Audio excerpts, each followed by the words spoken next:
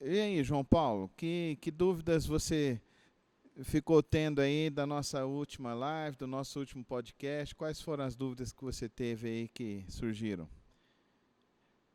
Então, vamos lá. Eu tenho uma dúvida, eu tenho até uma pergunta para fazer aqui ah, sobre o dilúvio. Ah, Na Bíblia fala, né, que Deus falou para Noé construir a arca e tal, e houve o dilúvio, mas a minha pergunta é: ah, o mundo inteiro foi inundado ou só foi aquela região ali onde estava Noé? O, o planeta ficou submerso ou só foi aquela região ali? Essa pergunta é uma pergunta muito importante e que muitas pessoas têm dúvidas sobre isso. Nós precisamos entender, o mundo primitivo ele era muito pequeno. Então, naquela região, e se inundou. Naquela região, então, quando nós lemos todo o relato da arca, dos animais que entraram, nós precisamos entender que o mundo conhecido da época todo inundou-se. E as pessoas, depois da inundação, veio uma nova geração, uma nova família. Uma família que foi salva, então, por essa arca. E depois houve Babel, e Babel, então, houve a dispersão de todas as pessoas por todas as regiões do mundo. É interessante que o relato da, de um dilúvio foi encontrado aqui em povos indígenas brasileiros, também em povos indígenas astecas, maias. Interessante, João Paulo, nas ilhas lá do Pacífico também. E as pessoas podem me perguntar, então como que aconteceu essa dispersão? Logo depois de Babel, as pessoas foram se desentendendo e as pessoas então foram se espalhando. Então existem diversas teorias que as pessoas chegaram até aqui, América Latina, pelo Estreito de Bering, lá no norte da China, e se encontrando também ali com o Alasca. Existem teorias que houve uma era glacial muito forte. E os relatos, inclusive, também já foram encontrados entre também aquelas pessoas que habitam aquela região, que se habitam como tribos. Então, diversos povos primitivos relatam que uma família foi salva pela uma arca. Então, nós podemos entender que houve o dilúvio. O dilúvio ele teve uma escala mundial diante da humanidade que vivia naquele período.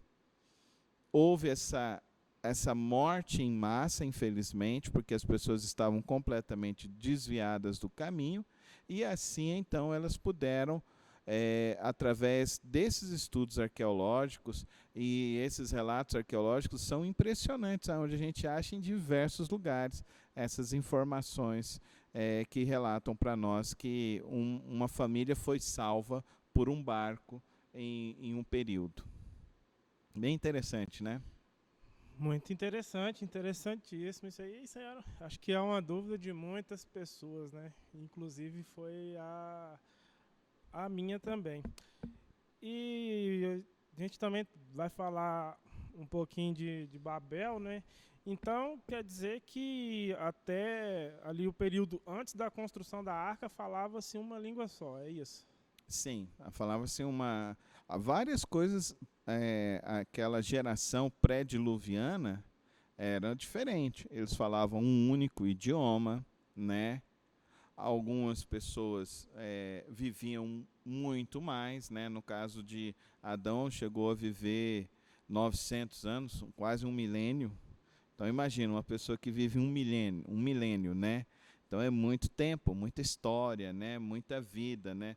O próprio Noé, o Noé viveu quase 600 anos de idade, ele levou quase 100 anos para construir a arca junto com seus filhos.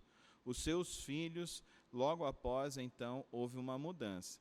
Eu achei interessante porque algumas pessoas me perguntaram, então, como que as pessoas viviam tanto tempo e hoje não vivem mais? O que aconteceu?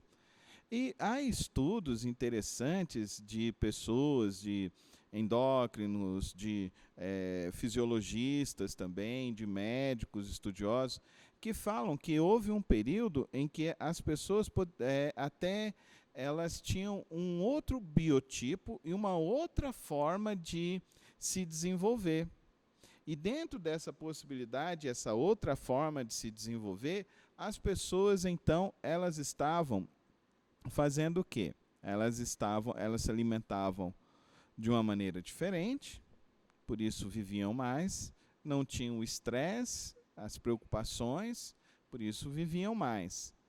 Mas existem biólogos que acreditam que a fonte do elixir da juventude é a possibilidade das pessoas sintetizarem a vitamina C. Hoje a gente não sintetiza isso. Então hoje a gente precisa, através dos alimentos, ou até mesmo através de nós tomarmos a própria vitamina C sintetizada, para que a gente possa então ter uma melhor qualidade de vida, porque a vitamina C é antioxidante. Então, sendo antioxidante, então, ela nos ajuda em diversas situações da nossa vida. Agora, acreditam-se que houve um período da raça humana em que a própria raça humana sintetizava a vitamina C de uma maneira muito mais fácil. E por isso, então, essa longevidade. Eu não estou querendo afirmar que é isso. Isso é apenas uma teoria que se explica essa possibilidade, que inclusive foram feitos alguns testes com animais sobre isso, e alguns animais que vivem muito, no caso as araras, né, que vivem muito, os papagaios que vivem muito, e eles mesmos sintetizam essa vitamina de uma maneira diferente que nós. Então, quando ocorreu o dilúvio, ocorreu então não só apenas uma mudança moral, mas ocorreu também uma mudança de biotipo de gente, de biotipo de pessoas. A família de Noé era uma família diferente. Então, essa família sendo diferente, a gente viu isso na novela, mostrou isso, que eles eram mais agricultores. Então, essa mudança que houve, então trouxe essa mudança da longevidade. E quando o Senhor estabeleceu ali, então, no capítulo 9, a aliança que ele fez, ele disse que não passaria mais de 120 anos. E hoje a gente achar uma pessoa com mais de 100 anos é bem difícil, né, João? É bem difícil, mas hoje eu vi uma com 102 anos que estava lá feliz da vida, tomando a vacina. Estava vacinando. A minha mãezinha vacinou, eu levei ela na quarta-feira para vacinar. E aqui na nossa igreja nós oramos, né? Pedimos que Deus pudesse estar iluminando os cientistas para encontrar uma vacina, e está aí a vacina, né? Graças a Deus as pessoas estão podendo se vacinar, e nós vamos voltar agora a um novo tipo de normalidade, igual o período lá de Noé. Ele teve um outro tipo de normalidade que nós vamos nos adaptar, como sempre a raça humana se adapta, e nós encontramos o melhor caminho para viver.